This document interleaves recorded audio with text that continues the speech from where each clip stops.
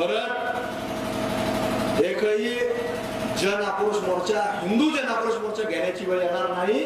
अशा पद्धतीनं छत्रपती शिवाजी महाराजांचा भगवा ध्वज या ठिकाणी करमाळ्यामध्ये निर्माण करण्याचं काम हे तुमचं आहे, ती तुमची जबाबदारी आहे. आज ज्या वेळेला आपल्या लोकांवरती हल्ला झाला, कुठून झाला पोलिसांना काही माहिती नाही. मंदिराच्या मधून प्रार्थना करून जात असताना आपल्या महिला यांच्यावरती हल्ला तो मस्जिदीतून लोकांनी केला. कशा करता केला? फक्त मस्जिद वाढवायची, ते मंदिर बंद झालं पाहिजे, इथे येणारे लोक बंद झाले पाहिजे, हा त्यांचा विचार असतो.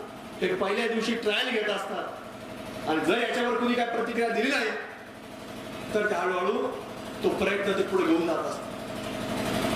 म्हणून आपल्या सर्वांनी आता जागृत झालं पाहिजे. आता दीपावलीच्या निमित्तानं देखील आता बाजारपेठ आहे.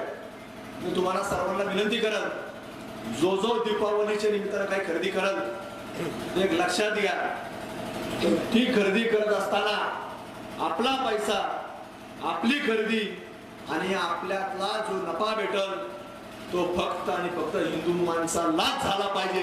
अशा प्रकारची दीपावली आपण प्रत्येकाने साजरी करावी. काय कोणतरी दारा पुरवतो ते सांगाल असं काही नसतं, ते खोटं असतं.